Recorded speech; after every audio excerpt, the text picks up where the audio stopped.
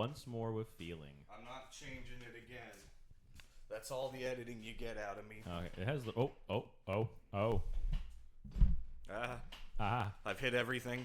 It looks fine. It looks great. And we are actually recording, yes. I'm not doing this. You see the little red button over there? That means we're recording. Okay, and that means great. all this is staying in. Great, that's fine. Ready? Professional podcasters, let's go. Hello, everyone, and welcome to the Crack-A-Colon podcast, where a couple of guys are going to enjoy some recently opened beverages and pretend like we know what we're talking about. I'm guy number one, Christian. I'm guy number 2, Grayson, and I'm going to smile more today. And let's crack into it.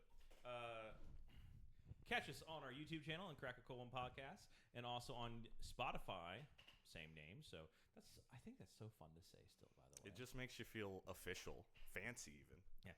Also, real quick, to our watchers, listeners, sympathizers, sorry. Homies. Sorry. Yeah, our bad. On the Sorry. lack of a Super Bowl podcast, I'm going to blame the booze on that one. So much booze. Because I really don't know what happened, but there are some lost files. We've got 2 hours of footage that will never exist of us talking about the Super Bowl, the awards, the Texans for like a half hour. We had a special guest, and none of that will Shout out ever to Philip. exist. Shout out Philip. Shout out our best podcast ever, the Lost Files. Rest in peace. Yep. So this will be our Super Bowl show, if you will, and we'll go from there. I think. As you can see, I'm not wearing a hat today. This is what I look like.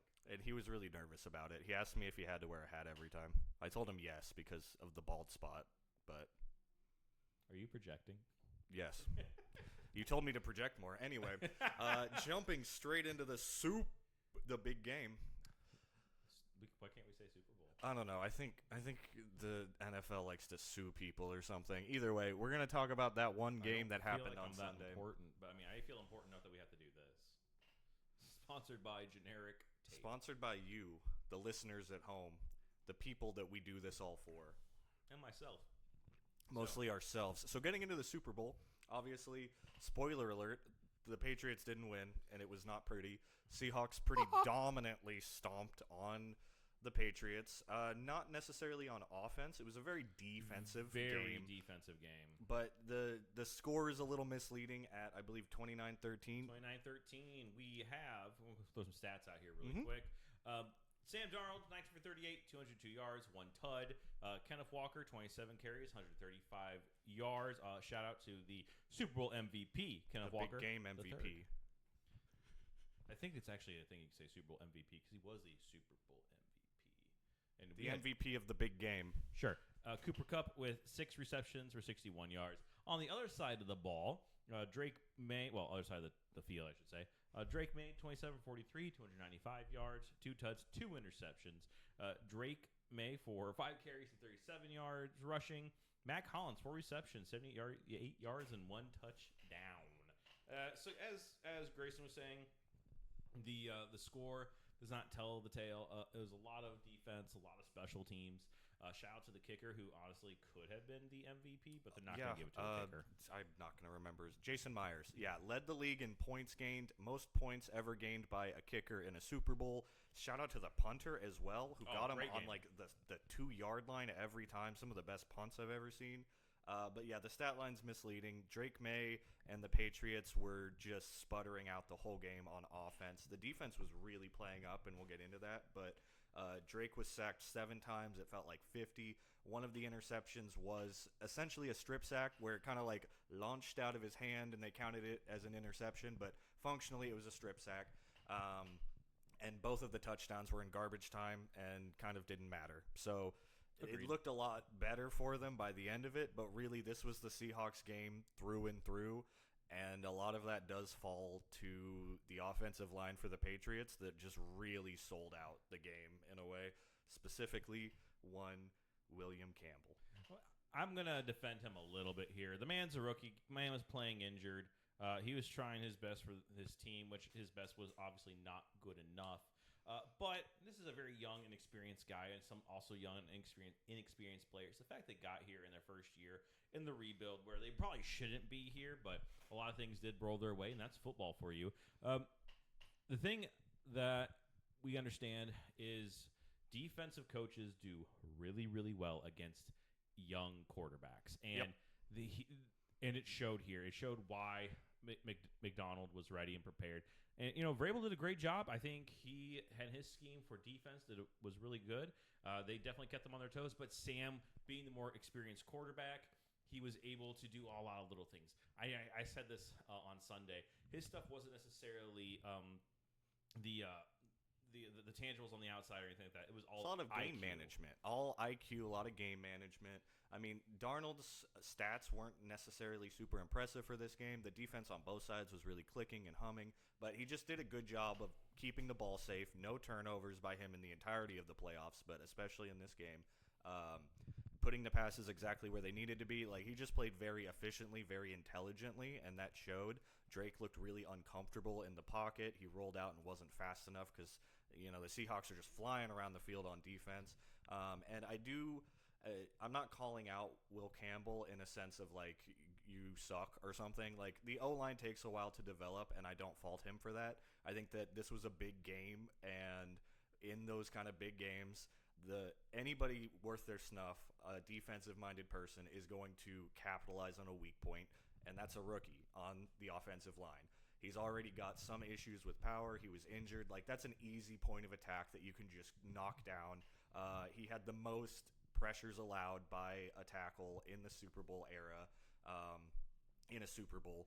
So, obviously, was he a big weak point for the game? Yes. I don't think that in any way means that he's, like, done for and should be cut. Like, nothing like that. He'll develop. I am kind of a proponent of moving him to guard because I don't know that he necessarily has the power for a tackle, and his size is a bit of a question mark. But either way, I think he's going to have a good career in the NFL. He's shown a lot of really bright flashes. It's just really tough, and this is a rebuild year where they made it to the Super Bowl. Like, you celebrate that and you understand the shortcomings. I don't know that anybody was going in there being like, the Patriots will slam dunk this. Like, even me saying the Patriots would win as my prediction, I fully thought it would be like a grueling defensive battle, and they barely take it and away. To a point it was. I mean, until we got to the fourth quarter where I'm going to say the better defense really pulled out. Yeah. I will say that the Patriots have more flashy players, a lot more flash plays on defense, and that's kind of what we saw in the Super Bowl. Gonzo, great job. Shout out to you, man. You had a lot of great plays against Jackson Smith and Jigba. Yeah, I mean, he shut him down, and I don't even want to fully say Seahawks just had the better defense. I think they do, but I think a big factor here was just the time of possession, and the Seahawks just kept that Patriots defense on the field a lot. They were missing a lot of tackles by the end. They looked winded, and it was really showing that they were just not – there was like 3 or so missed sacks, some brutal missed tackles. Gonzo was elite. He was shut down a lot, but – the rest of the defense was starting to kind of crumble a bit as the game went on. As well as they played, they really punched up, but you can only do so much when you're on the field that often. Yeah, and I think overall the Seahawks had a better team defense. They were more put together. They played more as a unit. It wasn't all about the individual. Not that the Patriots were playing as individuals, but the stats maybe showed they were a little more individual. I mean, you can see that even in the sack stat, right? 6 sacks compared to what, 2? Yeah, I believe there was 2 sacks, maybe 3 on Darnold, which I do also want to commend because when he saw he was getting sacked, the problem that May has had through a lot of the playoffs is he's trying to make the play when he's about to be sacked, and that's when the fumbles happen. Mm-hmm. Darnold, when he saw the sack was coming, tucked the ball, went down. And that's kind of what you just have to do. Like, I understand the drive to make the big play, and sometimes you hit that, but when you don't, you fumble the ball or you throw an interception. He either went down or he threw it away. He definitely showed having experience and having time in this league makes you the better quarterback. I mean, not that he's better talent-wise, but, I mean, that's why you see guys who still can retain some pretty good arm talent do as well as they do in their older years. Brady, Stafford, even Aaron Rodgers to the point. Even Manning when he was starting to really weaken. Yeah, they've seen it all, right? They know everything. They can manipulate the line, manipulate the players to get them where they want to go. Great thing that we've heard, is Sam is still figuring out how to be a quarterback when a lot of these guys know how. They're doing the why, like why they're being quarterback and everything. So Sam is in the Y stage. He has 8 years. He was actually drafted when he was 20 years old. Fun fact. Yep, he's still really young, all things considered. He's what? He's 28. He's 28. I believe so he's young. barely younger than me, which is a stat I don't like thinking about. Makes me feel like I should go out there and play for a national football team. Houston Texans, I'm your man. This is my film. He needs comfort sometimes. But overall, the game, great job to both teams. Kind of looking at some of my notes here because I took quite a bit of notes. Seahawks really started fast opening that first quarter. Darnold was really showing some great accuracy. Now, as we saw through this entire game, I got to give the Patriots defense credit. They really slowed them down towards the end zone within that 30, 20-yard line area. Only giving away mostly field goals. I mean, that can win Super Bowls. That can 100%. win most games. This just wasn't the time. I mean, they went into the half. Sorry, I feel like I've cut you off more than usual today, but You're very excited, I've noticed. I'm just so excited. I just love talking. They went into the half down 12 with 4 field goals given up. That's really within reach. Like, until the Seahawks really started to get in the end zone, I fully believed the Patriot comeback was still possible, especially after halftime, after some adjustments and things like that. So, yeah, you got to commend that fully. They really shut down a lot of the offensive players other than Kenneth Walker, really. Yeah. And then, when JSN went down, Cooper Kupp really stepped up, which is why he was your Absolutely. leading receiver. And he shows his experience, which is why he now is a two-time, I'm going to say it, I don't give a fuck, Super Bowl champ, plus it's been more than 5 minutes. Yeah, now we're good. We can say whatever the fuck we want. But yeah, I think Cooper Kupp has maybe cemented a Hall of Fame campaign at this point I with won't this say win. First ballot though. I don't know about first ballot, but I mean second or 2 third. Super Bowls, a Super Bowl MVP, an extremely a really strong career. Kudos to him, and he really stepped up when needed. Same thing with the tight end, I believe Burner had some extremely clutch grabs at very important moments. And he scored the only touchdown. Yep, and he scored the only touchdown on offense because I believe there was the defensive pick six. But yeah, some very important plays that he stepped up for, and that's awesome. And I do want to shout out, I don't have a lot to celebrate for the Patriots for this game other than just, making it there and the defense. Fantastic season. Every game you won in the playoffs was a success. Every game you made it to was a success. So, celebrate the fact you got there, and we will see them again. But what really I noticed was in the last quarter or so, it felt like something kind of clicked on for Drake a little bit, and he looked a lot more confident and willing to make the plays. And you can attribute that to Seahawks taking off the gas because they had essentially got the game in the bag potentially. But it kind of felt like he maybe hit that point in a young quarterback's mind after they've been getting bruised and battered where it starts to kind of hit. So I'm really excited to see where Drake May goes. He had an incredible season, really rough time in the playoffs against pretty much every elite defense in the league, but we saw enough flashes. I really think he's going to be back in the MVP conversation, in the Super Bowl, in the playoffs. This is not the last of him. Absolutely. Honestly, and we both have been in situations in place where we maybe have done poorly at the beginning of something, and towards the end we did better. I call it the fuck it button. We just kind of say, fuck it. What's the worst that can happen? Once you hit the fuck it button, I mean, you don't know what's going to happen, but you definitely go with a lot of confidence because you're not worried about the outcome. You're just worried about performing.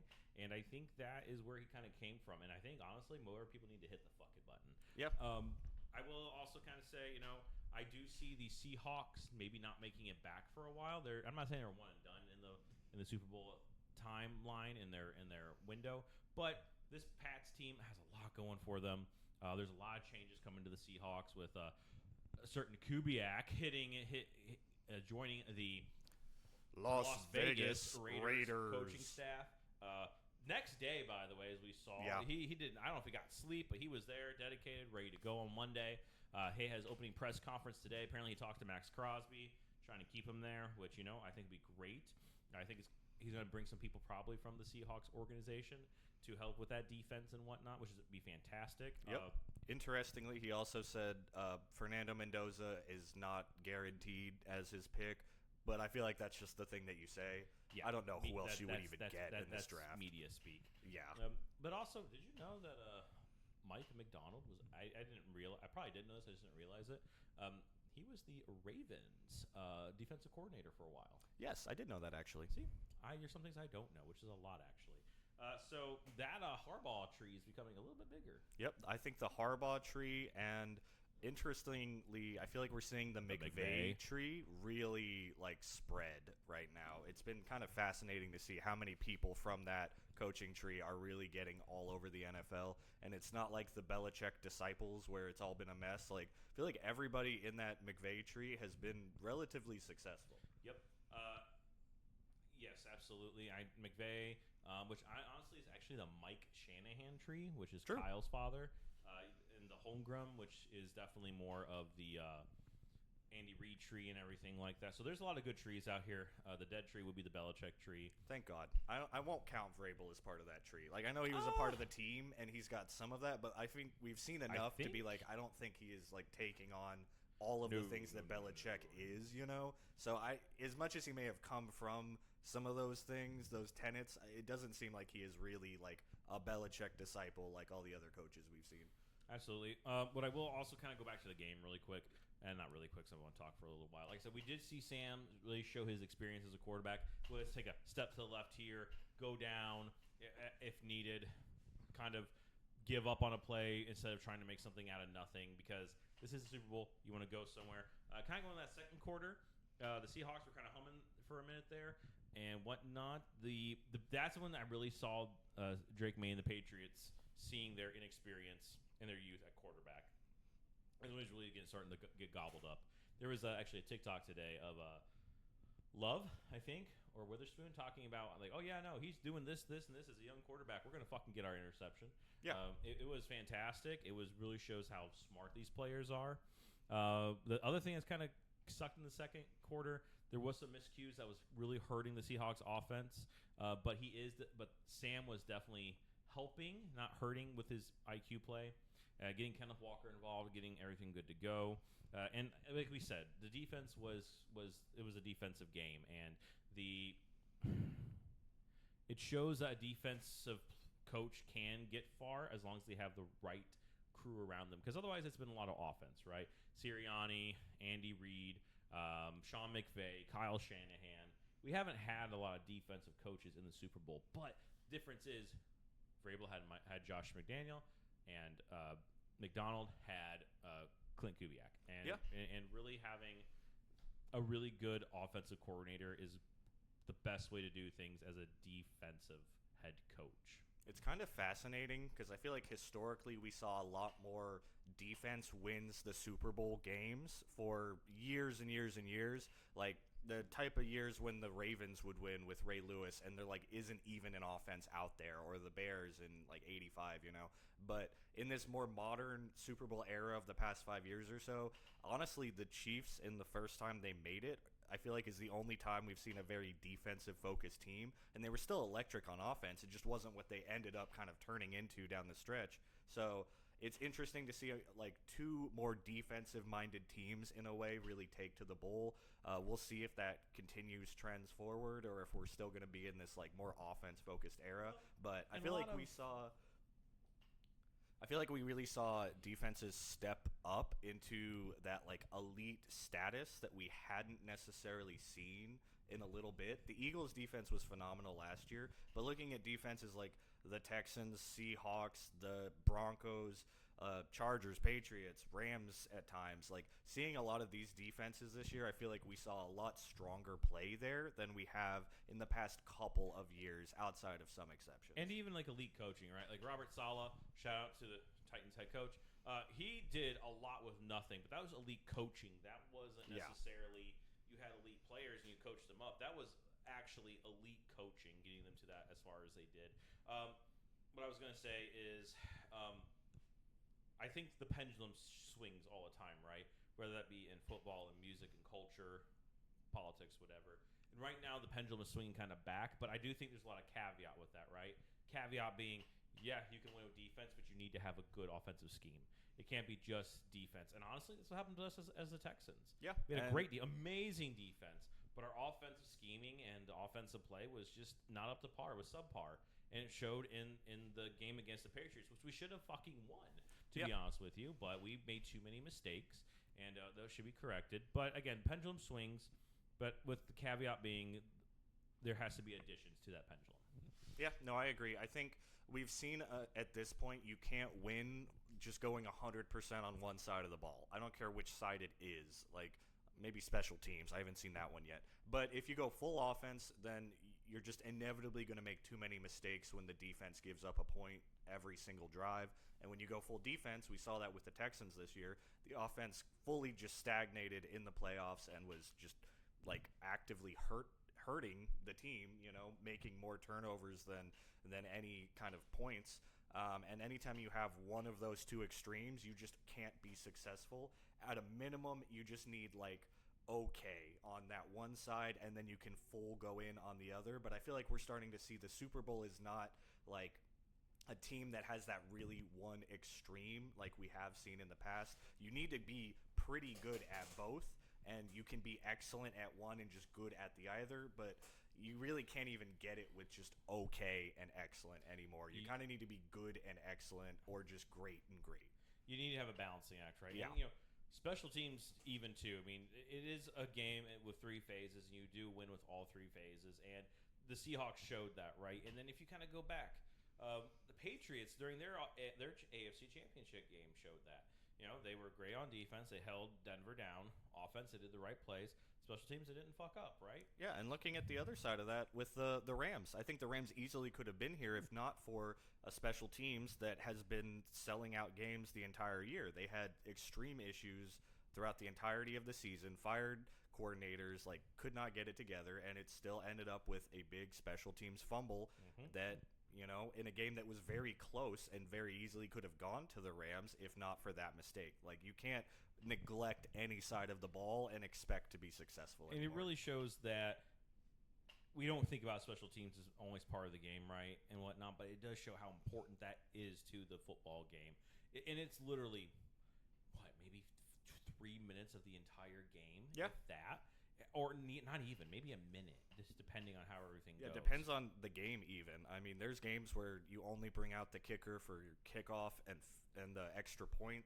But, even with that, all it takes is just a little bit of flubbing it, and you miss an important kick for an extra point, and then you're down 1 point, and that can make a big impact. How many block kicks did we see this year? I've never seen this many block kicks. Yeah, a ton of blocked kicks. We've seen a decent number, honestly, of kickoff or punt returns for touchdowns. That's major. Punt blocks. Rashid Shaheed was shut out of this game on special teams because they recognized what he could do. Punt blocks, fumbling on returns, all of those things can really shut down a team. The Indianapolis Colts, part of the reason they sucked is because both their special teamers got hurt. Both of them. Yeah, they had Kicker two people the shut down their legs, and that that really shuts down a team when you just have a part of the game you cannot do. You don't have the option to kick. You fail to catch the ball when it's supposed to be returned. All of the don't set you up in good field position, And we saw a lot of very big special teams plays with the new touchback rules of people barely, diving and smacking the ball and things like that. And being on that 1 yard line versus the 20 or even the 35 is ginormous.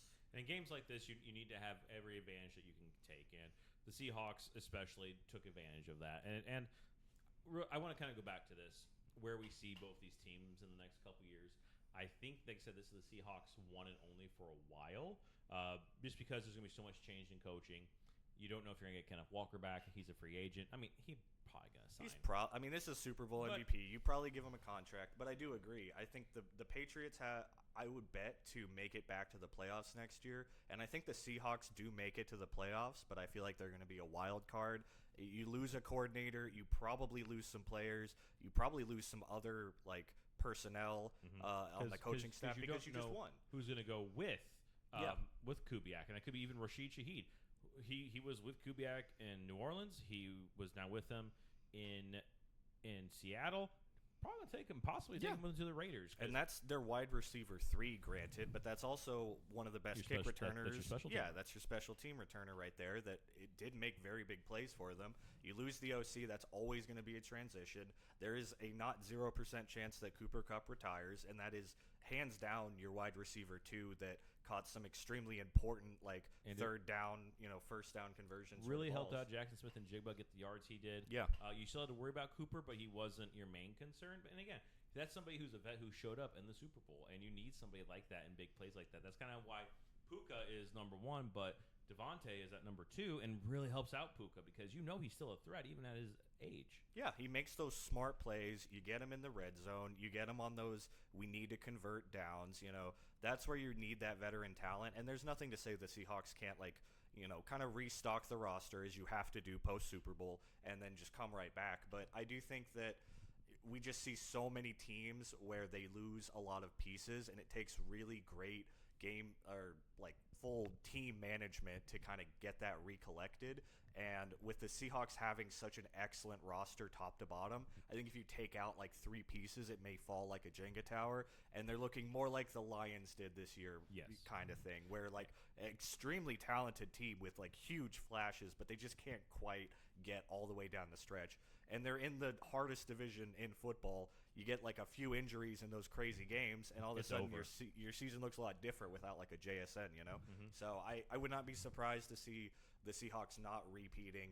I wouldn't be surprised to see them back if they manage to retain enough, but I think the Patriots, I would be quicker to bet coming back to the playoffs because of such a young roster without a ton really being changed up.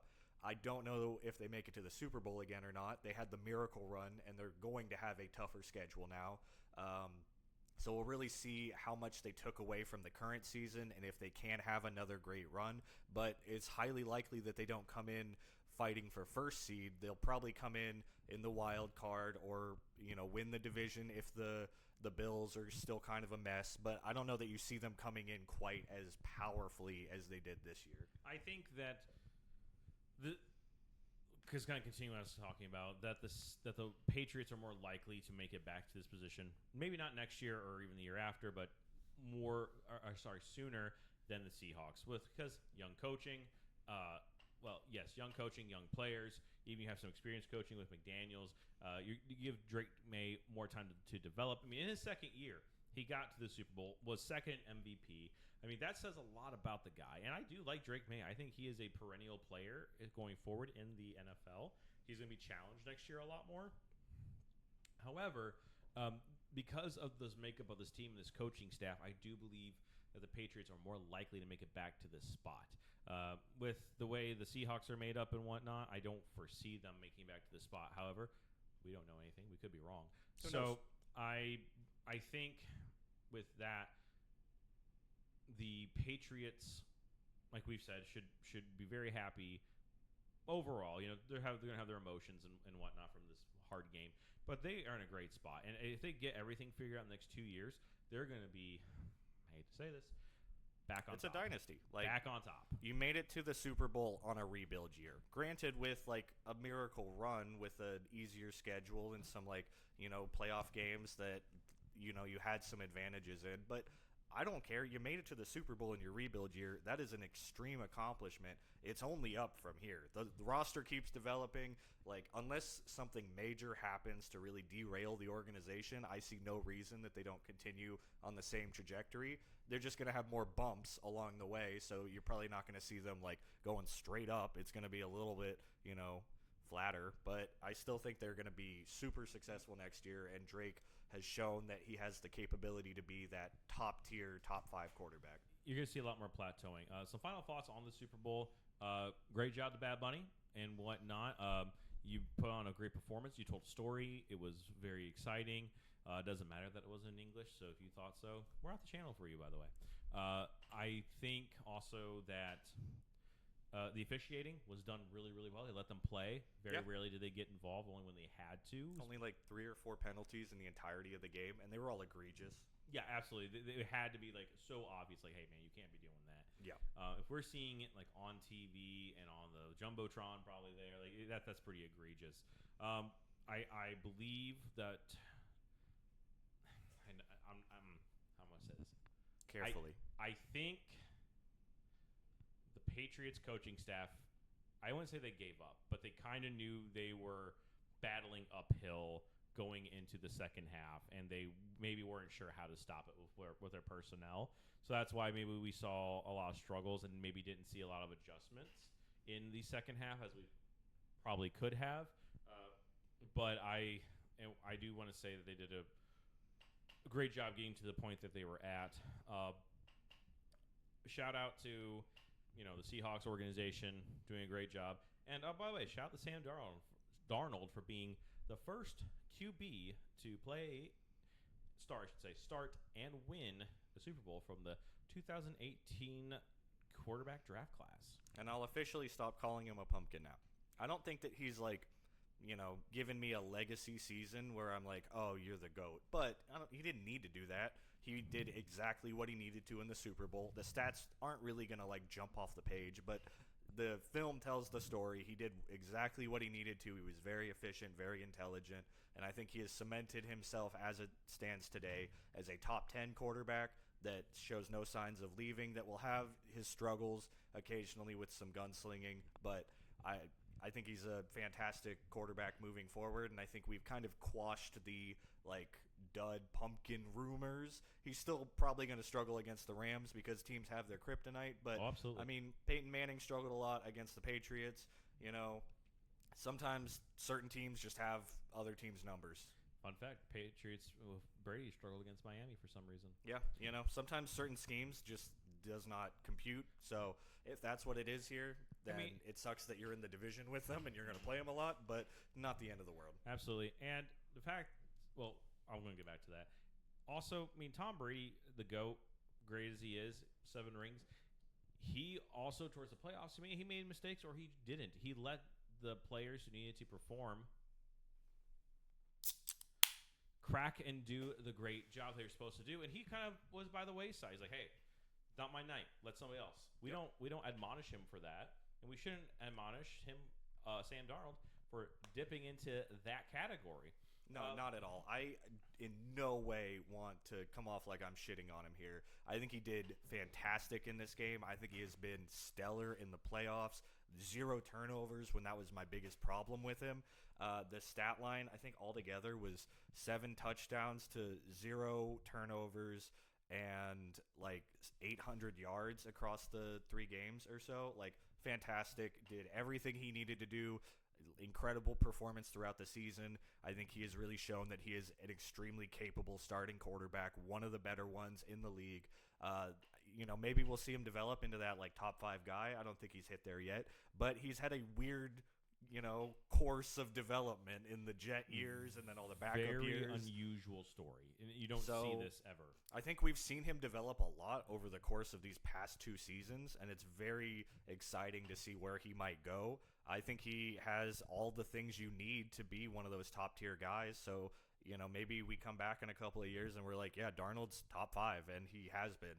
I don't think he's there today, but either way, he did what he needed to in this game and every other game in the playoffs, and it showed. He can still play another decade.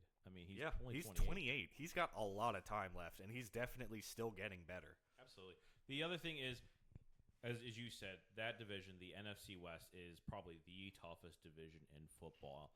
And I think the NFC runs through the NFC West for the next 5 years.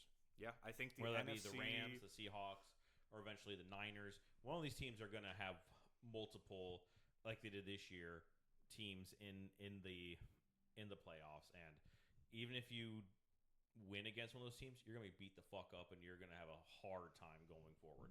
Yeah, the NFC West and the NFC North are definitely 2 major powerhouses in the totality of the NFL. And then if you look at the AFC West. Yes, AFC West, and then honestly, it's looking like AFC South. That's another just huge powerhouse division. And then the AFC East. Yeah, and that's another big one. You've got multiple. You got teams 2 teams there at the very least, with at least 2 quarterbacks, right? With Drake May and Josh Allen. Maybe the Dolphins, maybe not the Jets. Probably not. Probably not the Jets. Maybe the Dolphins, and we'll see with the Bills, because I think that they've been coasting off some Josh Allen, and we'll see if that can continue with all the changes. But either way, Josh Allen ain't going anywhere for the time being. I think the biggest thing is the AFC has the better maybe named quarterbacks, but the NFC has the better overall team. And right now, that is what's showing that to be the winner. We've had 2 NFC Super Bowl winners back to back. I think unless something changes, that's going to be the trend for a little bit. Yeah, honestly, I would not be surprised to see the NFC look like the stronger team for a year or two. Any other final thoughts on the Super Bowl before we move to maybe some awards? It was kind of boring at times, so that kind of sucks. Love defense. I do love defense, and they were flying around. But when it's so much defense, it does get a little boring. We've had 2 boring Super Bowls in a row, and that feels kind of bad. But last year's was a lot sadder to watch. My God, it was tough. At a point, I was like, "Stop hurting them," and they took the starters out and continued to hurt them. So definitely a lot more competitive than that one. Congratulations to the Seahawks. Congratulations to Kenneth Walker for a well-earned Super Bowl MVP. I hope you enjoyed your trip to Disneyland. Absolutely. Congratulations to Jason Myers for an incredible kicking performance. And congrats to everybody on the Seahawks.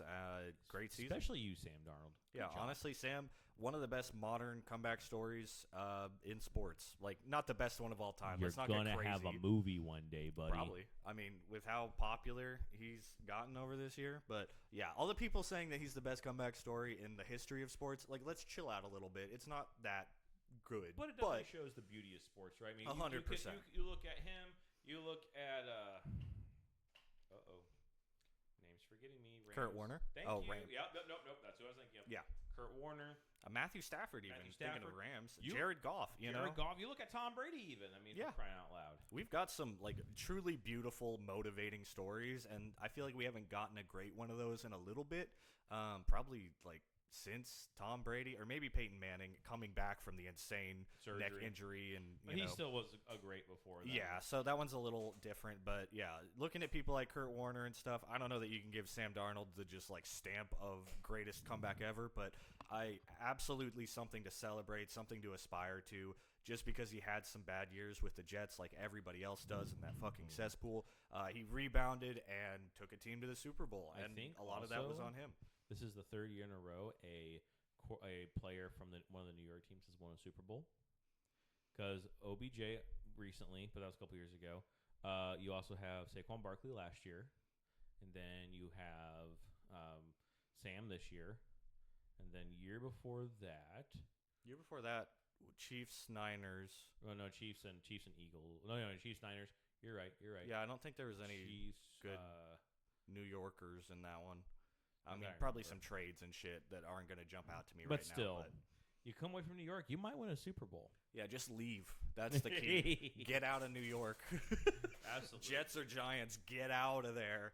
Though the Giants, I think you have a little more hope now. Yeah, definitely. I want to talk about some awards. Let's get it. I'm not going to start with the MVP, though everybody knows who the MVP is by now. But I feel like that's going to be back for last. I want to start with Offensive Player of the Year. JSN, Jackson Smith-Njigba. Also, Super Bowl champion, Jackson Smith-Njigba. Well deserved. Puka was mine, but I'm not mad at it at all. Honestly, I don't think there was really any of these that were super surprising or like I was frustrated by. I think JSN had a fantastic season. He had the most receiving yards, was truly electric on the field. Like I said, well deserved. I really only gave it to Puka because he was so competitively close in a lot of the categories while being out for a game.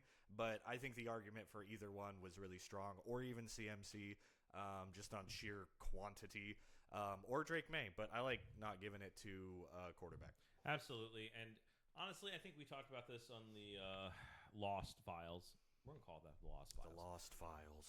How a lot of these maybe awards should be renamed instead of MVP, quarterback award. Yeah. Offensive Player of the Year. That could be, either a skilled player of the year. Yeah, we talked about Madden having the awards be like best quarterback of the season or year or whatever, and I kind of like having it built that way because if we're looking at what a most valuable player is or whatever, you can't tell me that it's just a bunch of quarterbacks. Like, there were running backs, wide receivers, defensive players all over the place. Like, there's so many people that can be in that conversation, and it's just been quarterbacks for a long time now. Absolutely. But you know what's not questionable? The defensive player of the year, Myles Garrett of the Cleveland Browns. There was no other option. The new sack leader, the sack record holder for the season. Congratulations, man. Obviously, you've earned it. He actually has a pod out where he's talking to Micah Parsons. I saw that. The shit out of him. I need to watch it because it looked like some good shit. He really calls out. He was like, I don't think you're really tight with the Cowboys anymore, big dog. Like, he says some good shit. Oh, yeah. No, the man's also – it also shows how smart he is, by the way. Yeah. Myles Garrett is extremely intelligent. Myles, come to the Texans. Myles, no, actually, I don't think we can pay you. Take a huge pay cut and come to the Texans. Or honestly, go to the Raiders and team up with Max and that'd be kill insane. everybody. Oh, my God. Have body bags on the sideline, everybody. Or even Packers. It'd be crazy to see you lined up across from Parsons. I'm not going to lie. Nah. Or Seahawks or Niners might need somebody. Oh, my God. Niners? Get out of here. Go play for Dallas because you are a Texas boy. But don't actually do that. I'm going to then shift to the comeback player of the year, Mr. CMC himself, Christian McCaffrey. Congratulations, man.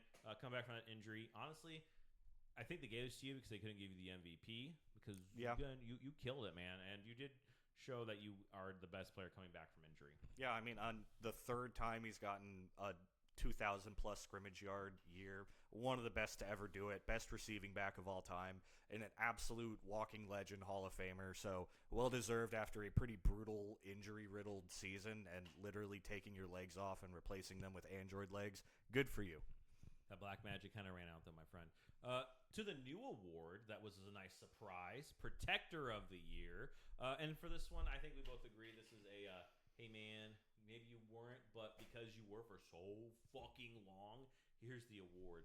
To Tooney of the Chicago Bears, well-deserved, even if it maybe not this year. Well-deserved because overall, you have done a great job. You actually did I'm not saying you had a bad season. You had a great season. This might have been a couple other guys slightly better. Yeah, it's not saying this is a pity give or something like that. It's just, if you're looking at the league right now, if this award had existed for the past 10 years, Joe Thuney would have like 10 of them. So you got to give it to him, even if this wasn't necessarily the year that you win it. But he had a great year. He always has a great year. He's a phenomenal player, well-deserved. Honestly, I think we might see maybe one more of these to like a Trent Williams or something. Oh, absolutely. But we'll see. But I also think that I think that this is also the pick that no one was going to argue with. Oh, yeah. Absolutely. I mean, even Deion Dawkins, who helped with the award and everything, they're like, oh, yeah, no, Joe, that's fine. If this award was around with Andrew Whitworth was playing, Andrew Whitworth would have gotten it. Jason Kelsey was up there to announce it, which was really cool. Yeah. But, yeah, I mean, Joe Thuney's I believe, only most winningest active player right now, has like so much Super Bowl experience, like an absolute Hall of Famer legend. So and maybe this will help the Bears in the future. Yeah. And then going to some rookies, because we'll get, like I said, MVP kind of last, coaches second to last, but some rookies. Offensive Rookie of the Year, T-Mac offensive from the Carolina Panthers. Again, my favorite stat, he accounted for 55 first downs. I mean, as a rookie, fantastic. And this team would not have made it to the playoffs without him. No, it was kind of a weird year for a lot of the rookie selections, with a lot of them not being super present throughout the entirety of the season. But, I mean, Tet deserved it as much as any of the other people on there. Obviously, had a phenomenal year. Tyler Shuck, I would say, is probably like the strongest, like second pick. And the Saints maybe found their guy. Like a great rookie class, honestly, an extremely solid rookie class. And even not with Shuck, I mean, Kellen Moore got the best out of him. He's going to be the bridge player at the very least for the next 2 or 3 years. Absolutely. I think that this is. I do think that this was the correct pick, but for Defensive Rookie of the Year, another Brown, Carson Schweichinger. Great job, man. You definitely performed, and you were not even a first rounder. I think this is well deserved to you, and I believe you and Myles and a couple other guys on that defense really showed why you're probably an elite defense, but you need some love in the offensive area. Amen. Well deserved. Would have been really awkward if they gave it to James Pierce, huh? Yeah, just a little bit. But well-deserved. Carson Schweschinger, great season. Really set up Myles Garrett for that sack record, and he has been very vocal about that. Fantastic player. Mason Graham as well. Like, very integral pieces to this extremely powerful defense. Absolutely, and I'm really hoping that. Don't. Yup, I'm just gonna say that. All right, moving to the assistant coach of the year. Josh McDaniel of the Patriots. So you didn't really show in the Super Bowl, but we're not going to talk about that. This is a regular season award. Great job. You developed Drake May. You definitely instilled in him a lot of confidence. You showed him what winning is, and having that experience with Tom and kind of treating him like Tom a little bit, I think was a great idea. Because I didn't mention they tried to do the Tom thing where death by 1,000 cuts. Yeah, they did. It worked for Driver too, but the Seahawks are just too smart of a team. You know. Absolutely. And he's just not Tom yet. No, he's not. He can't see the field the same way. He's not reading it. And defense is a lot different than it was back then. There's a lot more disguised coverage and things like that. But, yeah, well-deserved. Didn't super show it in the Super Bowl, but fantastic in the regular season. One of the best coaches, like, head coach or otherwise. I know he was not a good head coach. But one of the best coaches. I'm not saying he's a good head coach, but of the entirety of the league coaches, one of the best. Dude, you failed in the AFC West twice. Listen, at his position, at his and job, the Broncos, bro, as an X's and O's guy and developing QBs a bit, like one of the best out there. I would not make him a head coach, but I'll give him his flowers. It's okay to be Robin. Yeah, honestly. I mean, I think we'll see with Robert Saleh. He may be one of those guys as well, Like, some people are just beautiful at one side of the ball, and there's nothing wrong with that. Absolutely. But then Coach of the Year, well-deserved. I mean, grant you, I think a couple guys could have taken this, but all the nominees, I was not disagreeing with anybody. Shout out to Ben best. Johnson. Who only got one vote, which is a little tragic. I think maybe next year. Yeah. Coach of the Year, Mike Vrabel. Great job. First year with the Patriots. From a losing record to the Super Bowl, even though your team didn't perform as well as they could have or maybe should have, great job, man. I mean, I also don't want you coming to my house and beating the shit out of me. No, definitely the coach out of these selections that could beat the shit out of me the easiest. Fantastic coach, fantastic job with the Patriots from 3-14 2 seasons in a row to 14-3 or whatever, 13-4. Incredible season, incredible job. What a culture you've managed to develop. Like, the Patriots were very lost pre-Vrabel. The Mayo year was a little rough. Mayo 2 year, however long, doesn't matter. It was 1 year. But the Belichick after Brady years, it's been rough. They haven't really had a culture over there. It's just, I think he came in and immediately created that culture of respect. A great dude from everything that we've seen. Hopefully nothing bad comes out about him because he looks like just a stand-up dude. Well-deserved award. Great coach. Great guy. By the way, Mike, if we have this idea for the Pro Bowl, instead of all the fucking fun and games that these players are having, let's have a coach boxing match pay-per-view. You and Dan Campbell. Dan Campbell, Sean McVay, D'Amico Ryans. Fucking Dan Quinn, because he's insane. Dan Quinn, because he's a maniac. The Harbaugh brothers. Get Sean Payton in there. Why not? And get Bill Belichick, just because I want to see it. You want to see him die? Okay. Yes. Or now this boy's Jesse Minter as well. Yes. Oh my God, he's a monster. Yeah. I mean, some of these guys, I just don't want to see it, man. I want to see you all for charity beat the shit out of each other because I think it'd be hilarious. I'd pay up to $50 fucking dollars. Yeah, no, I'd pay a lot for that and get a fucking McDaniel from the former Dolphins head coach. Just kind of toss him in the ring in the middle of it. Real quick. And by the way, we support everybody on any spectrum. That's a lot of tism over with I didn't say the full thing. That's a lot of that over at the Chargers, and I think it's going to be amazing. It's going to be beautiful. I can't wait to see them have conversations. His interviews that he's done have already been fantastic. Him and John are kind of the same person, but just at different stages. It's going to be pure chaos, and I can't wait to see it. But yeah, fantastic, deserved. I believe that just leaves us with the Walter Payton and the MVP. So, Walter Payton Man of the Year. Let's talk about that really quick.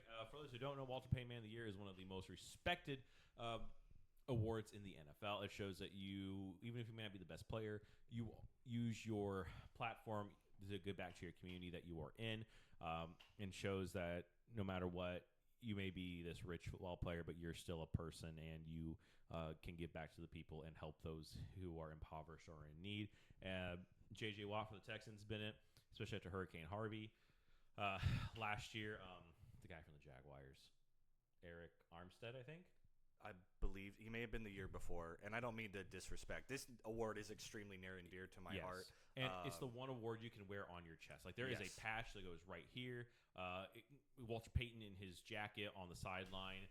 And it just means a lot. We should actually have like a little pod about the history of the Walter Payton man. I'd love that, because I really think, like, we all love football. We love to celebrate it. We love to celebrate the players. But I really, really value the fact that we take a beat to slow that down and just look at the people that did that next level of helping out with the platform that you are given through this sport we all enjoy. Because it's all great. We all love it. But a lot of other stuff happens out there. And taking the time to put your money, your effort, your time, sweat, tears into these, like, good causes is an incredible thing and something to celebrate. Especially some maybe causes that you built yourself, if as a player, maybe some foundations that you made to help others. It's also the only award with 32 nominees, because every team has one. And this year goes to the Washington Commander middle linebacker, Bobby Wagner. Thank you. Sorry, I was like, what was he looking at me for? Yes, to Bobby Wagner. That was your cue. Absolute kudos to you. I am not going to pretend to know everything about the organizations that he worked with this year and things like that, but absolutely something to celebrate. I just love to see it. I love to see all the people up there. Travis Kelce, Jordan Love. I saw quite a few like very notable players that were up there. Aziz Shair was on. Yeah, Aziz Al-Shair was the one for the Texans. And yeah, it's just a really important award. Doesn't get talked about a ton. It's not like the sexy football stuff. And, I have already admitted a few times I don't have the best memory when it comes to it, but it is something that I really want to like put up on the pedestal where it needs to be. Is like, you should celebrate this. It's really important and big that we like, encourage the players to do things like this. Absolutely. And the fact he did it in the D.C. area and that Washington metro area, where there's a lot of stuff going on in our country right now, we're going to kind of leave it at that. But, the fact that he was able to take care of business, do its best for the community, and be a leader in the community and be a leader of that organization. So congratulations to you, Bobby Wagner. But that leaves us with the 2025-2026 NFL season MVP Matthew Stafford of the Los Angeles Rams. By one vote. And I would like to point out that Justin Herbert got one vote. So if the one guy that was, Jim Harbaugh didn't vote for Justin Herbert or whoever the hell did it, it was not Jim. But, whoever voted for Justin Herbert, if you had given that one to Drake May, we would have had co-MVPs for the first time in like 12 years or whatever. It's been a while. But yeah, well-deserved by Stafford. I think you can like very easily argue for Drake May instead, but I really like giving it to Stafford, a man that he has confirmed that he's coming back next year. On stage. I mean, always that can be doubled back on, but in theory coming back. But still, it's awesome to see someone so late in their career having such a phenomenal season after such a bright season like turnaround. We saw him finally get above 500. One of the best players of all time in the NFL. Certified Hall of Famer now. Yeah, certified Hall of Famer if he wasn't before. And yeah, well-deserved. Love to see it. Shout out to Drake May for being so close, because that is like a testament to how talented you are. In your second year. Yeah, in your second year, we'll see you back. I don't think this is a slight on Drake May in the slightest. I just want to celebrate both these players. I love that Matthew Stafford got it. I love that Drake May got the nod and was so close to getting it. And that's just awesome. So 3 things with that. Number 1, with Drake and Matthew. I will say that Drake getting it because of raw talent, raw skill, getting it in there and doing his best, performing as well as high of a level as he did.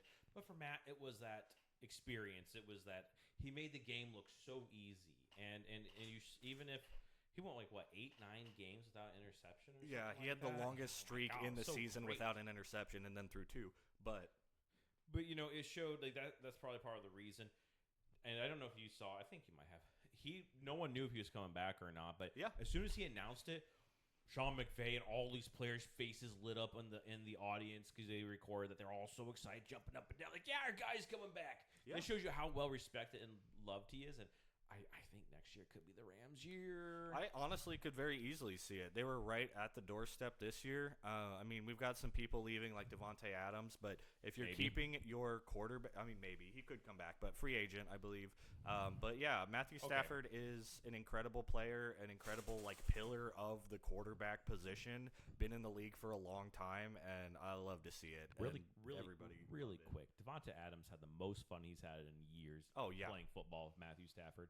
He's not going anywhere. I'm sorry. Oh, well, I mean, I don't even think I'm not going to say he's like retiring or something. It's just whether or not he wants to discuss the money, and I don't know, or if I don't know. He's made his money. He wants a goddamn champion. He should want a goddamn champion. Well, yeah, but I don't know if I don't know where the Rams are at with cap space. You know, like there's a lot of factors that go into it. So I'm not going to pretend to assume like he's going to be back necessarily. I think it's very likely. I don't know where else he'd go other than wherever Aaron Rodgers ends up for fun, I guess. But that's another discussion for another day. Yeah. But I'm gonna also crack into one more thing about Matthew Stafford. He started the season pretty much fucked up with his back and everything. We weren't even sure if he was gonna play for a lot of the season. He came in, probably got some shots and everything, and went into the Lazarus pod in the back of the Rams facility. Absolutely. Niners, think about that. Whatever the Rams have, you should get that for your facility. Yeah, instead of that electromagnetic waves you guys have been trying, I would try the Lazarus pod. Borrow it from McVay, see what goes on. You know, maybe that'll heal up all your boys. Absolutely. Also, maybe pod over the offseason. I know we talked about it on the Lost Files, but the biggest conspiracy theories of the NFL. Yeah, talk about the electromagnetic waves because that one's catching steam. Maybe some is the NFL scripted. What's some other dumb ones that I've heard? Probably like some Spygate or Deflategate. Yeah, I mean, there's tons of those. I heard another one the other day, but it's not coming to me, and I don't probably know think about Herschel Walker and the Cowboys. I mean, yeah, there's so many about the Cowboys in the '90s too. Or maybe, I mean. There's like Michael Irvin in his cocaine addiction. Yeah, I mean Peyton Manning getting growth hormones. That one's somewhat confirmed quietly, but you know, what did Christian McCaffrey do to his legs? Does that explain his forehead? No, he had the forehead before. Sorry, it explains why his neck got so powerful so quickly. I mean, if it wasn't illegal then, it's fine, in my opinion. It was illegal in the NFL, but also it's a whole story. I don't know. You probably already know somewhat about that. But more research is needed, and also like a refresher. We're gonna zoom through it really quick. Peyton Manning had the extremely bad neck injury. It seemed like he was going to be out kind of permanently. No one knew if he was going to be able to make it back. They found that growth hormones were sent to his home. That was confirmed by his lawyers, NFL, yada yada. He said it was for his wife for an illness that was never disclosed, and the NFL was like, okay, good enough. But it's Peyton Manning, it's fine. It's Peyton Manning, and it's fine. And I don't even know what a growth hormone means, really. I don't pretend to be a scientist, but yeah, he probably did some shit. Maybe we talk about the conspiracy theory against Colin Kaepernick. No, don't talk about that. We can't talk about that on this podcast. But we could, actually. But we could. And maybe we will. Who knows? Absolutely. So congratulations to all the winners. To Matthew Stafford, to Vrabel, and all of them. Congratulations. No, I had no qualms with any of these winners whatsoever. But you know where there was some qualms? The Hall of Fame. The Hall of fucking Fame. Because not only did Belichick not make it, neither did Robert Kraft. Yeah, there was a lot of talk as the Belichick stuff was really heating up that, assuming that Robert Kraft would make it in if Belichick was not, because he has been held off for a little bit. He did not. It was bad. So I do think the question just gets raised of, how far does the Patriots, hate continue? Their sins. It's the sins of the former, some sins that have been put to rest for the most part. And they already paid the price with fines, and they paid the price with fines and picks, compensation. And I really don't like that we're doing this. We've talked about it a lot with the Belichick, but I don't like that we're doing this to Robert Kraft as well. And I really hope this doesn't continue on forever to the point that we're Tom Brady's not a first ballot Hall of Famer because you want to see a riot in the street. That'd be exactly. The I think and that's Rob where we're Gronkowski, heading. by the way. I also think the the Hall of Fame is well aware of kind of how nonsense this all is, and there may be some discussions about changing things. So we'll see what comes with that. But yeah, Kraft excluded. We do have the list. Well, you do have this. One thing to say to those guys in Canton. Hey, you old chuckle fucks, get your head out of your ass. Stop being vindictive and actually fucking vote based on the facts, based on the stats, based on the history. Because can you tell the story of the NFL without Bill Belichick? Hell no. Can you tell the story of the NFL without Robert Kraft? Hell no. So you're going to get your comeuppance one way or another, where you lose your job, no one respects you, someone sets your house on fire. Not me, by the way. Don't know where you live. Don't care enough. You're going to get yours. And you stop being vindictive and petty as fuck. Yes. Anyway, to the Hall of Famers who were elected, no qualms with really any of these. For our quarterback, Drew Brees of the New Orleans Saints. Well deserved. Congratulations. Like an obvious first ballot, gotta. Absolutely.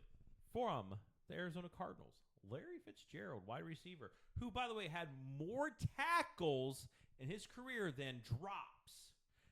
Who can fucking say that?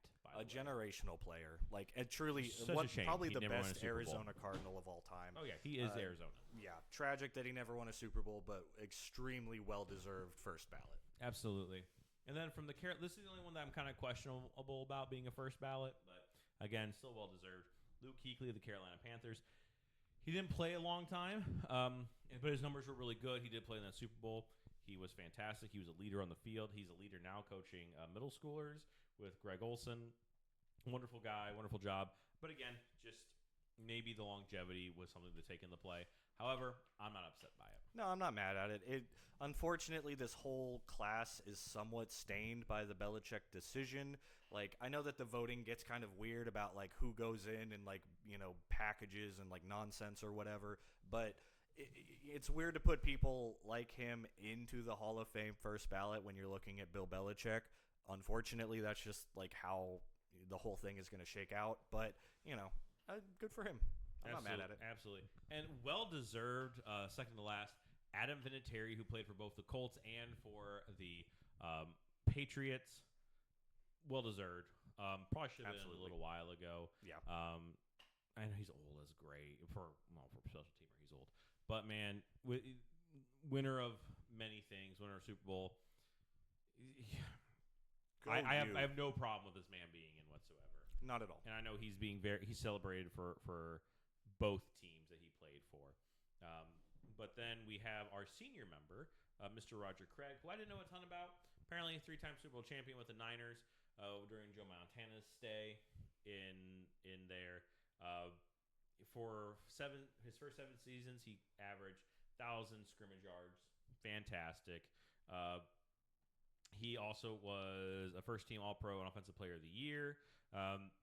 He also was one of the Niners only one of 3 players in NFL history to record 1,000 yards rushing and receiving in the same season during the 1985 season. So, oh, yeah. That's CMC's done it a few times now, so we're a little numb to it, but that was a different era of football. Oh, yeah. So, I mean, that's crazy. And that was during the West Coast. Bill Walsh was introducing that and everything. So, well-deserved in its own way. But it definitely went and showed that maybe there needs to be some changes with the Hall of Fame. And maybe there shouldn't be, this is a senior era. These are the senior guys that, this is their last chance to get in or whatever. I don't think there should be a last chance.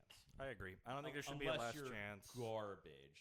Yeah. If you're we don't need to put people's names in forever or something like that if they just don't deserve to be in there. But I do think that there just needs to be some kind of change to where there is just those few where it's a bit automatic, because there's people that there's not an argument for. They're Hall of Famers, and I refuse to hear any criticism for that.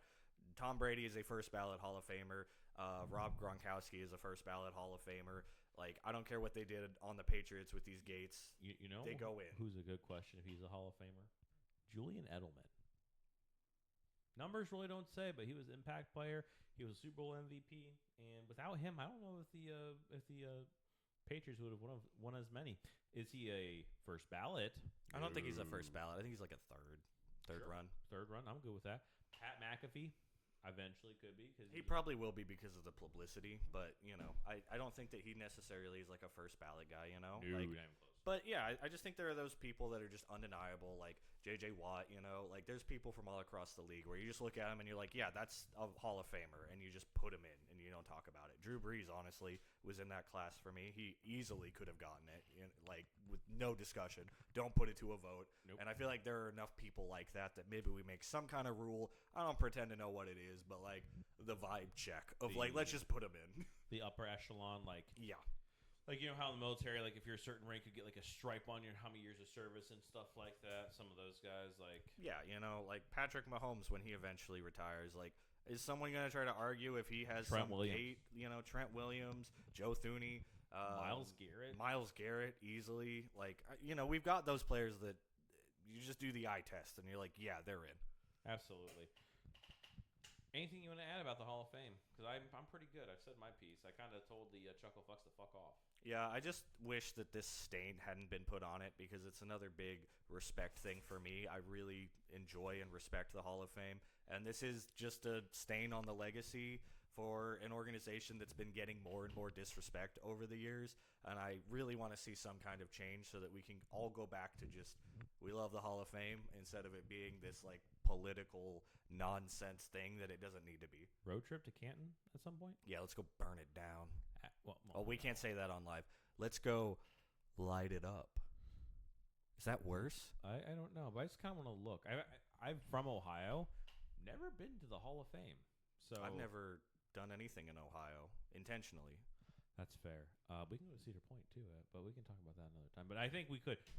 Hear me out here. We could do like a little stream it while we're there. Talk about it. Be those annoying people where we got the GoPro and we're yep. And here you can see a piece of paper from the first Super Bowl. Yeah, I think that'd be really fucking cool. I would love it. I'm not gonna lie.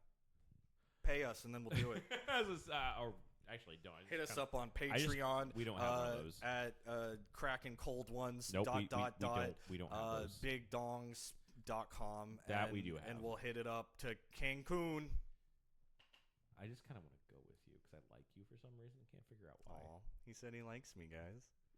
That's video evidence. Clip it, chat. Chat, clip that for me. Anyway, drop it in the comments. Real quick before we go, because we have a couple more minutes. We have all our great stuff that we. The lost files. So many lost files. He's currently trying to remember his phone's passcode. He got there. He got me a second there. As I say, breaking news from the NFL. Some kind of worthy news. James Pierce Jr. from the Falcons was arrested for a DV incident against, I think, somebody. The WNBA player. It's against his significant other, his girlfriend, whose name is escaping me. But she's a professional athlete as well. He essentially hit her with his car multiple times. Obviously, allegedly, we don't have any definitive evidence that I've seen come to light. But really unfortunate situation. Come on, man. Yeah. You're fucking anyway. Yeah. Also see the Falcons. Kirk Cousins, Kirko Chains, more than likely to be released before the start of the new league year, starting March 11th.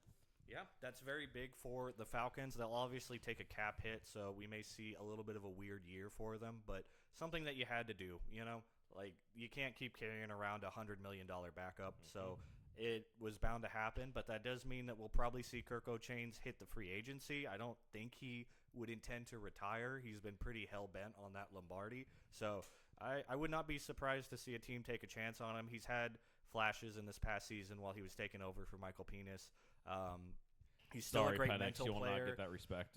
His arm is really not there anymore, but his brain is. So I do think that you could still see him go somewhere and do all right. Looking at that one documentary from that one streaming service, he had notebooks and notebooks and notebooks of stuff. This man could coach, I think. I think he could be quarterback's coach. He could eventually become an OC, and then maybe, I don't know if he becomes head coach, but definitely an OC somewhere, maybe at the college level to start with. Hey, go back to your alma mater, man, Michigan State. But I think this man will never be done with football in some capacity. But I do think this was the right move for the Falcons. 100%. You just, as much as they're at a difficult crossroads with Penis, you just can't keep toting around the Kirk Cousins contract. You had to do something about that. Absolutely. And then also moving on to Clint Kubiak officially signs and becomes the head coach of the Las Vegas Raiders. As we said before, I think this is a great hire. I think this is going to be good for the future. I think Mark Davis and Tom Brady did a really good job waiting on this, and now you have a Super Bowl champion in another Super Bowl champion in the building with Tom. I think this is going to work out. It might take a couple years, depending on how they draft and everything. But this is a good hire, in my opinion. Great hire. I think we were all a little hot on the Raiders coming into the season with all the hires and the changes and Tom Brady showing that pretty face of his. But I think there's a lot more actual things to believe in this time. There was a lot more question marks with the Pete Carroll, Chip Kelly, and obviously none of it worked out. No. But here we are with the first overall pick. We have a Super Bowl valid, strong OC that has shown that he's very good with the X's and O's. He won with Sam Darnold. Yeah, he won with Sam Darnold. You've got a lot of weapons on this Raiders team. They're not that far. So I do think that we could see the Raiders in a year or two really shine, and that's exciting. And it seems like this guy has bridged kind of the gap between between Max and the Raiders, and I think that's a great thing for the organization going forward. From local Boston reporters, Will Campbell says he definitely, we said before, had an injury to a ligament in his knee during the season and was not 100 during the playoff season. It kind of definitely showed, especially in the Super Bowl. Also said today he's probably not being moved to guard, staying at tackle. Which I don't love, but I think you also just say that to kind of validate him low-key, whether he moves to guard or not, just to be like, everybody shut up, we're sticking with our mans, which is what an organization should do. You don't want to see Keon Coleman sort of thing where you just throw him under the bus for no reason. That was a bad example. Yeah, that was awful management. So I'm glad that the Patriots are standing by Will Campbell. People have bad games. He was playing injured. It was a rough one against an extremely elite opponent. So it happens, but I'm excited for his development. I think we'll just have to see. I would like to see him move to guard just because I don't know if he necessarily has the power and size for a tackle as much as I think he has a lot of talent. But we'll see. I as much as they said they won't do it, you never know. Absolutely. And I also I've seen today especially a lot of offensive players a lot of offensive linemen have been coming to his defense. Hey, you just need some coaching. You need some technique, working on his technique. He needs to study this guy, because based on physiology or there's structure. So much that goes into it. You got to set your base. It's good that he's getting a lot of support and no one is hating on him and crucifying him in the NFL where it really matters. Us casuals, yeah, certain people we especially know have been crucifying this man, and he's a rookie though. He's learning. First year in the league against some of the best teams in the league. He can only he can't only, but he should only go up from here. Yeah. And he didn't do bad this season. He was in our nut category. Yeah, and I stand by that. I don't think he had a great showing in the playoffs, but he's a rookie. I'm not going to hold that against him. I don't want to see, some kind of tragic story from here where his career falls apart or something worse. I really want to see him succeed, so I hope he takes all of that good vibes from around the NFL and just takes what he learned and gets better. Absolutely. Moving to the AFC North. I know you want to say it. David Njoku has confirmed he is not coming back to the Cleveland Browns. He will be entering the free agency. Obvious landing point would be with Kevin Stefanski in the Falcons. They do already have Kyle Pitts, who is also hitting free agency potentially. We could take him with David Schultz. Yeah, I think there's a lot of great spots he could end up. He's a very good tight end. Obviously a little bit older. Not necessarily the full package tight end, but a great blocker, very smart player. There's a lot of places he could end up. That so wasn't big the pick. one I was hesitating on, by the way. It was the other Browns one. Oh, yeah. So Deshaun Watson of the Cleveland Browns, and that's the only team he's ever played for, has been officially, all of his court cases are over. Why are we talking about this? The man allegedly, but I kind of feel like is a monster. But knowing the Browns organization, they no longer have any bad publicity on the court cases to worry about. So there is a not 0% chance that Deshaun Watson could start for the Browns at quarterback. So we'll just have to see. They're eating a mountain of cap space with his contract. So we'll see what happens with that. He could just get cut and fly into the league. But if they were going to do that, I feel like they would have already. So we'll just kind of have to see with the Deshaun Watson situation. But if he does go to free agency, I don't know that any team would necessarily pick him up. We saw Justin Tucker didn't really go anywhere after he was let go by the Ravens. So I don't know that many teams would touch that with 89.5 a bowl, but the Browns have and would. So we'll see. Can I come back now? Yeah, so that's it for the Browns. Okay, folks, I'm back. I just as a sympathizer, I don't want to deal with it, to be very honest with you. I just quarterback battle in the Brown land. There's Browns everywhere. Finally, in news, the Niners can't seem to keep their players away from firearms. Keon White shot in the ankle. Yeah. Second or third or 12th?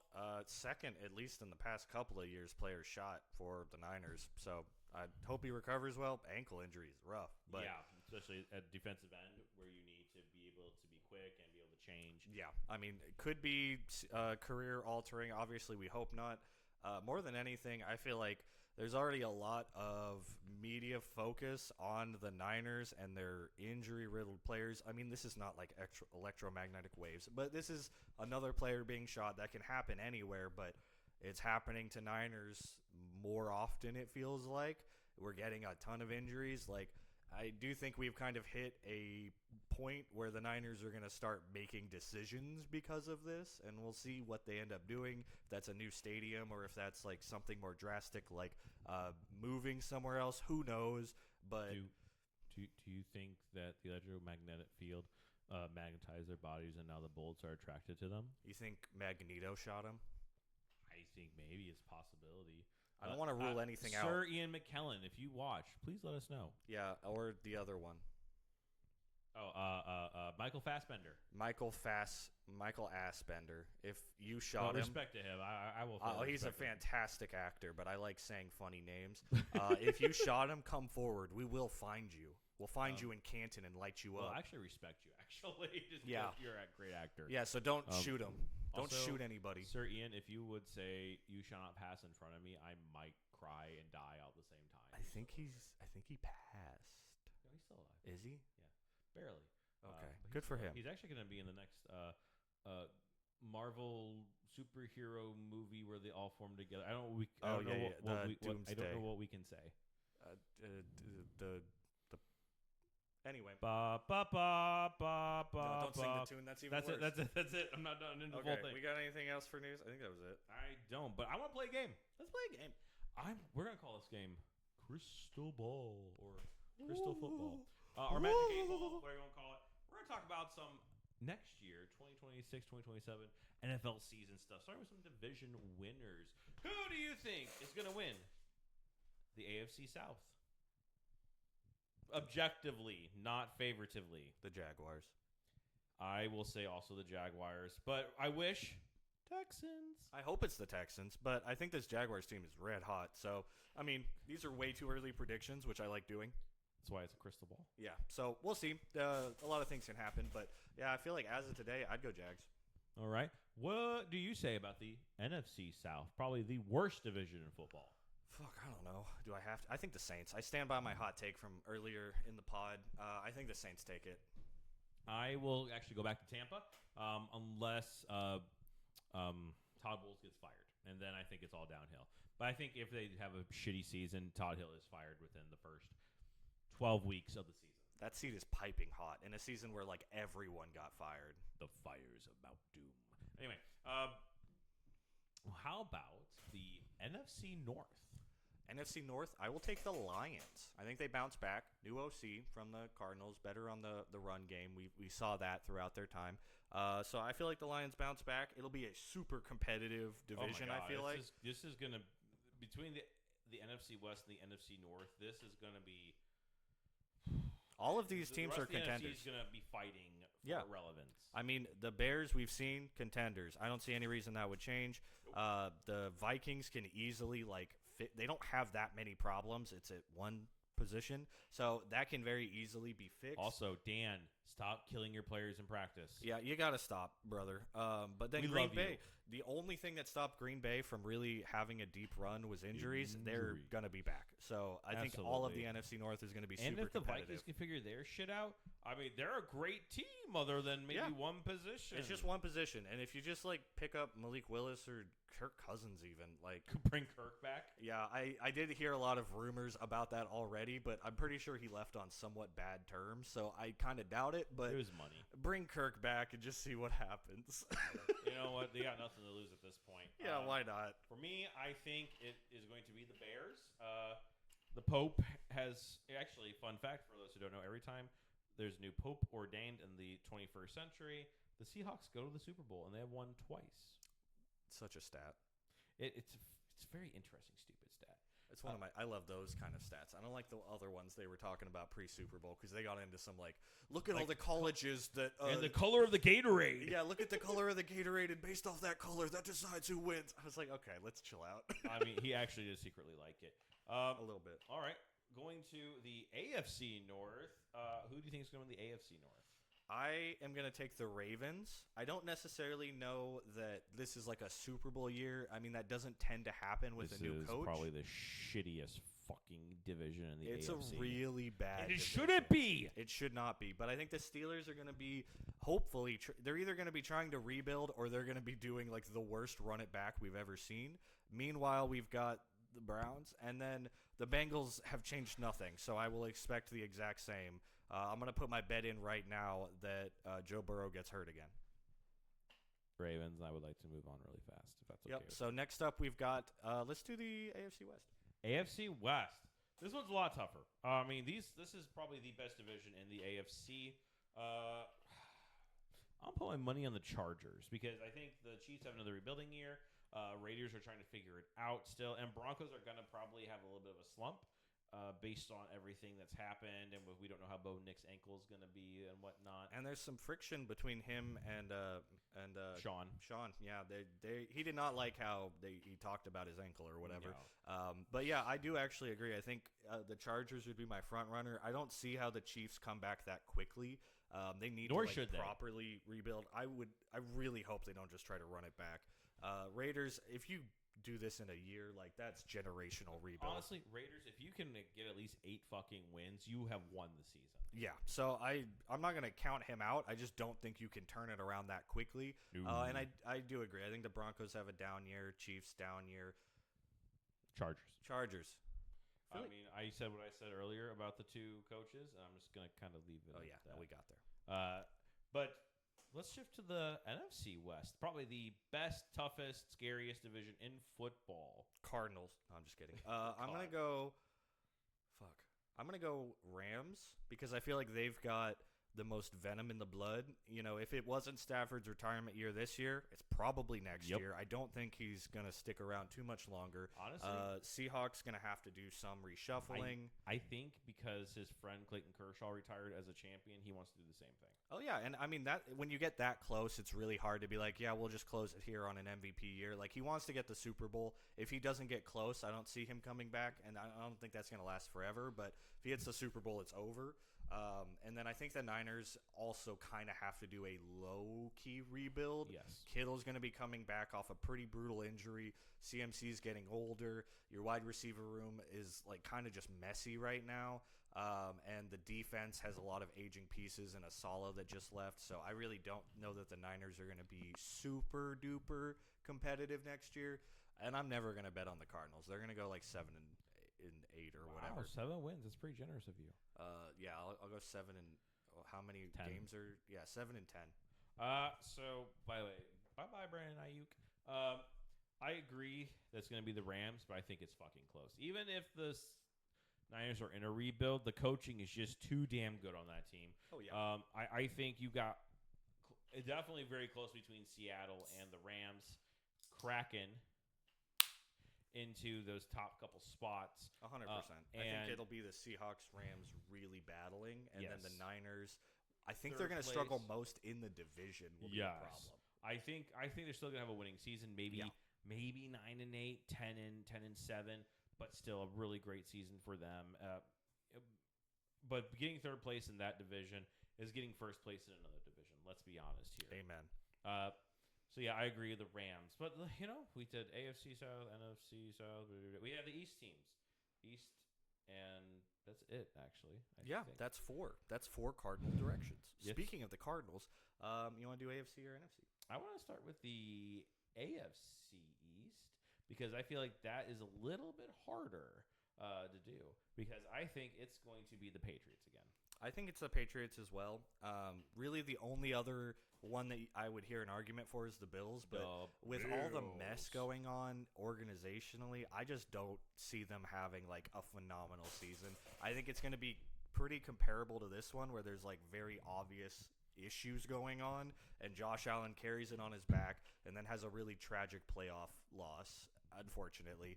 And then they probably fire Joe Brady and they go hire, get a real like a really long-standing head coach and say, go win a Super Bowl or else. I agree. I do believe it's, like I said, Bills are going to be second. Riding on the coattails of Josh. James Cook pushing his ass up. You know how everybody's like on a ladder? Yeah. You're trying to push people. It's obviously Josh at the top pushing open the gate with the support of James Cook pushing his ass. But then everybody else is like, you guys got it. No problem. Down there below.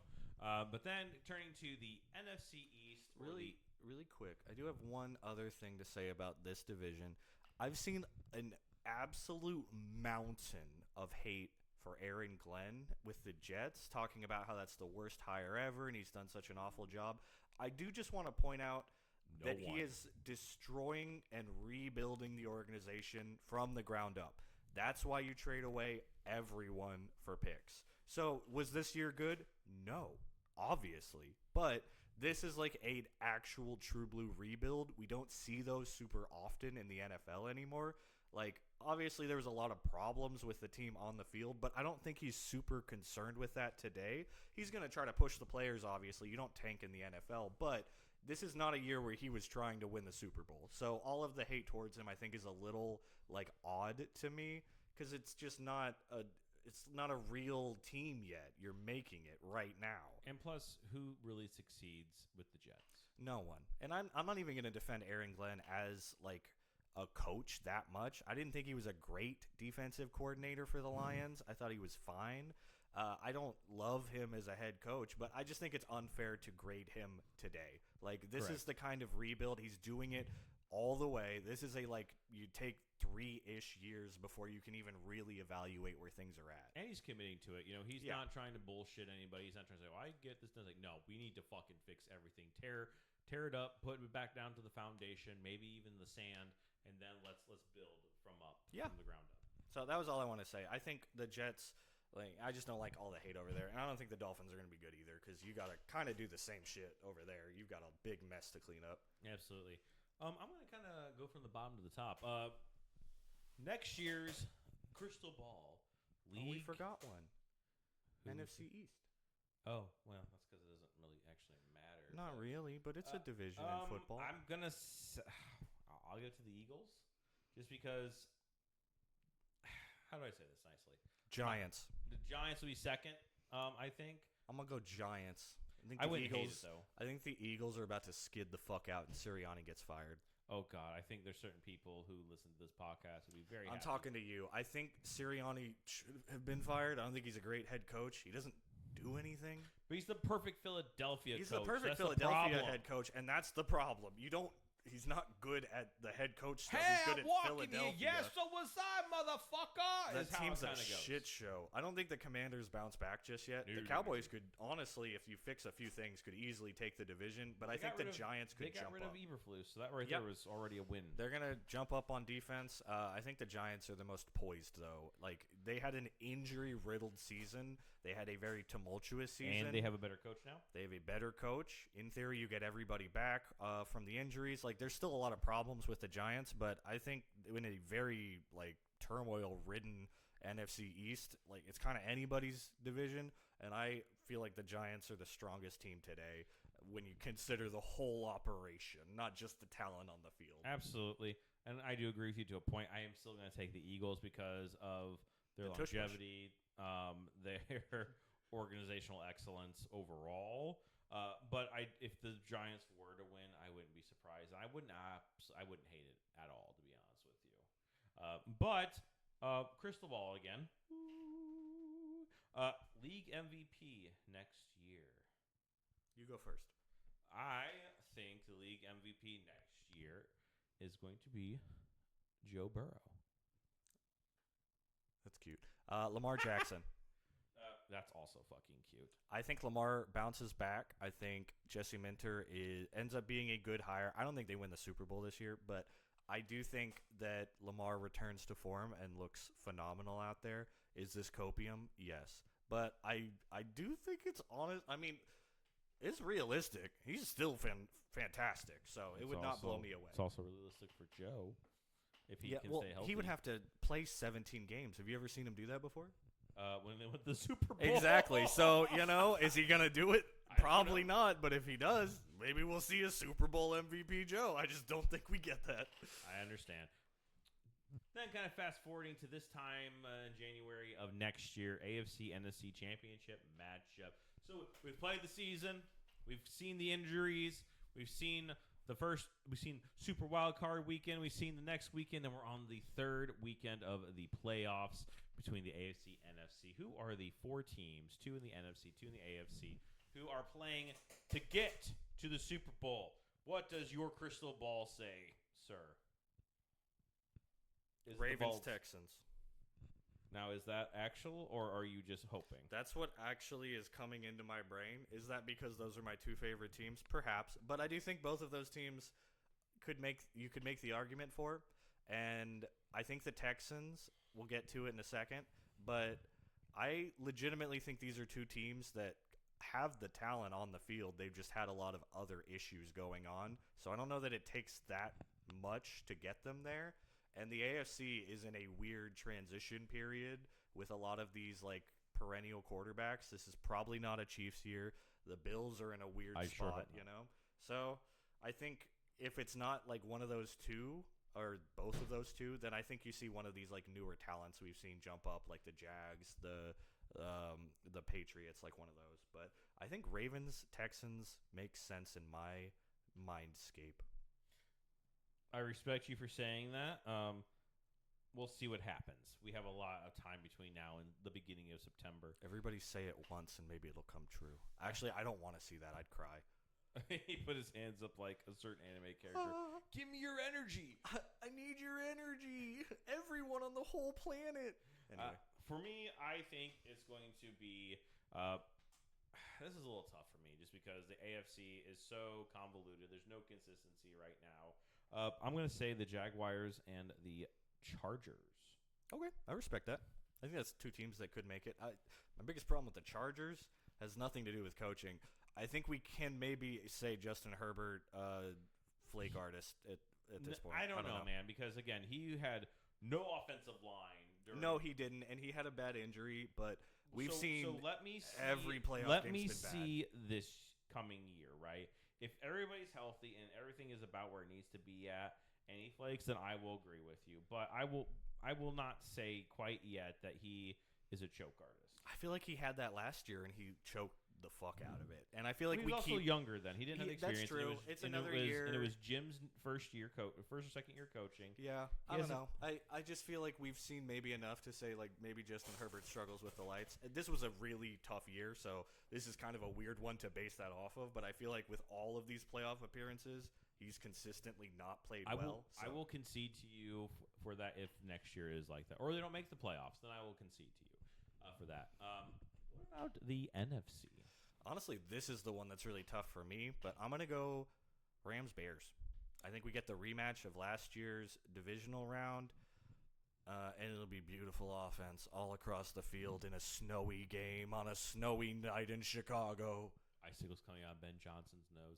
Honestly, same. That was going to be my pick, was going to be the Rams and Bears. I think Bears are in a great place. I think this is a great culture now. I think the culture and the longevity of McVay and the Rams then Matthew Stafford will really shine through this coming year, and I think it's going to be some great football. I think everybody on that team is going to be fighting for Matt to get to that Super Bowl, and because they love him, he is their leader. He's shown it. He's one of the guys there, and I think that's where that's going to happen.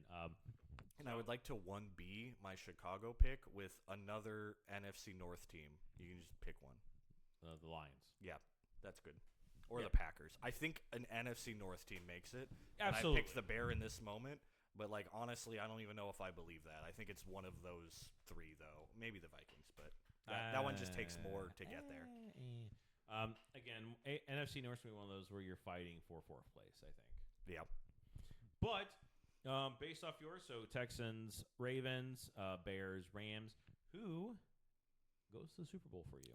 Texans, Rams. I think that's who I had this year and did not pan out for me. Not super far off. Both of them made it to the divisional. That's true. For me, I think it's going to be Jaguars and Rams. I think two great coaches. I think Liam Cohen, up and coming, McVay, who's not old, by the way. He's a really young dude. One of the youngest coaches in the NFL, and I know he hates that. Well, he's not anymore. I know, but he's like, I finally got my respect on my name, man. Yeah, because he's finally not the youngest or whatever, and there's a younger guy that's broken that stat, but I know that he hated that forever. Well, he was 30 when he first started coaching. He was that. He was in that John Madden. Yeah, the actual I think he did have maybe not the youngest ever, but the second youngest or something. Oh yeah, for sure. But I think that those are the two teams for me is going to be the Jaguars and Ravens. A lot of offense, but still a lot of good defensive personnel and whatnot. And here's the thing about the Jaguars. It won't be because of Trevor Lawrence, it'll be because of the scheming and everything of Liam Cohen. For the Rams, it's going to be because of the scheming and also of Sean McVay and also because of Matthew Stafford. Yep, I definitely see the Rams here. Obviously, I picked them too, but I think the Jags are going to continue transitioning, and I think we're going to see kind of I think it'll be similar to the trajectory of the Broncos, in my opinion, where we see a powerhouse in the regular season that gets a tough win in the playoffs, but then doesn't get all the way there or something like that. But who knows? And my winner of the Super Bowl, the LA Rams. Texans, baby. I think we fixed that fucking O-line. I think Stroud gets his shit in the game, and all he has to do is play average, and that defense wins. And I stand on that. They were my pick for the Super Bowl this year, and I think they go next year. And it's not copium if it's true. You go back and you check this podcast when we win the Super Bowl. And we, as in the team that I'm picking, with my crystal ball, it has nothing to do with bias. Honorary mention, if the Lions played the Rams and the Lions beat the Rams and we had the Lions-Texans Super Bowl, that'd be sick. I'd be very ecstatic. Two teams that have never won. Yes, ESPN is doing next year's Super Bowl. Yeah. Which, by the way, I don't want to pay for cable. I almost said it. Ruh-roh. The Mouse's streaming service. Right. I don't know if it's going to be on there. I think we're going to It is. I've gotten a million ads for it already.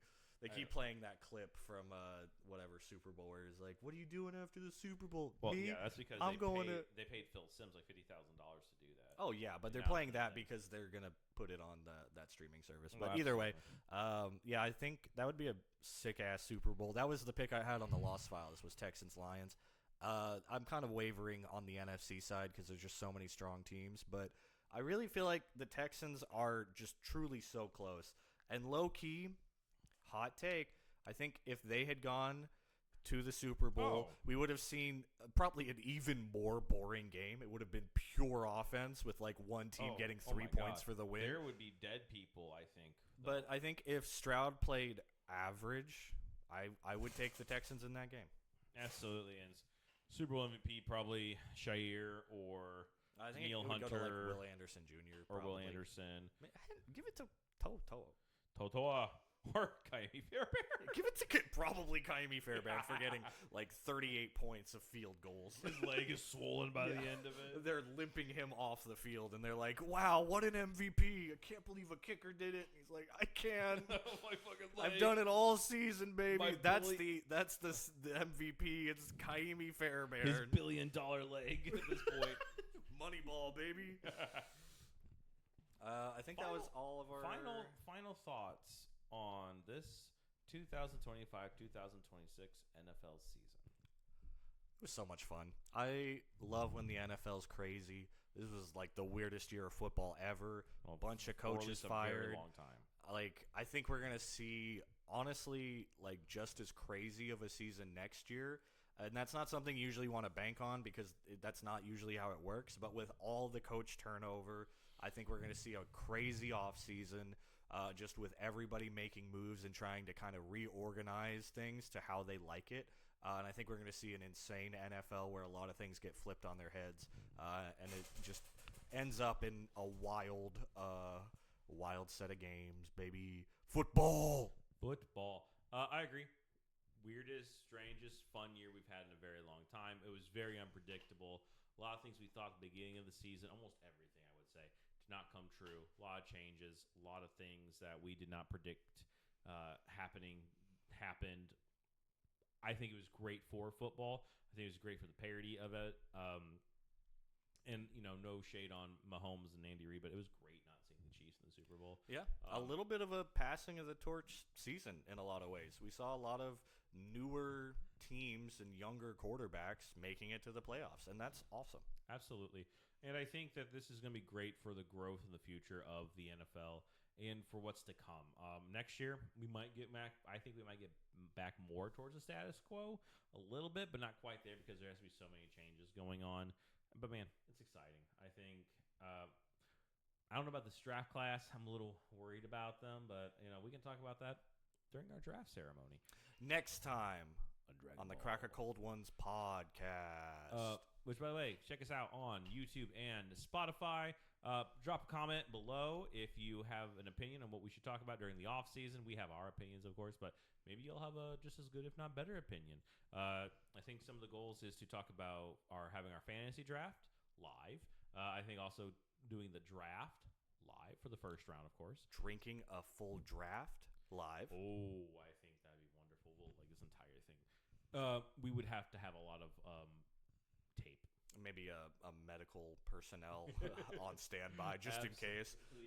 But yeah, fantastic season. Loved it. I'm excited to keep this podcast rolling. I've been having a lot of fun with it.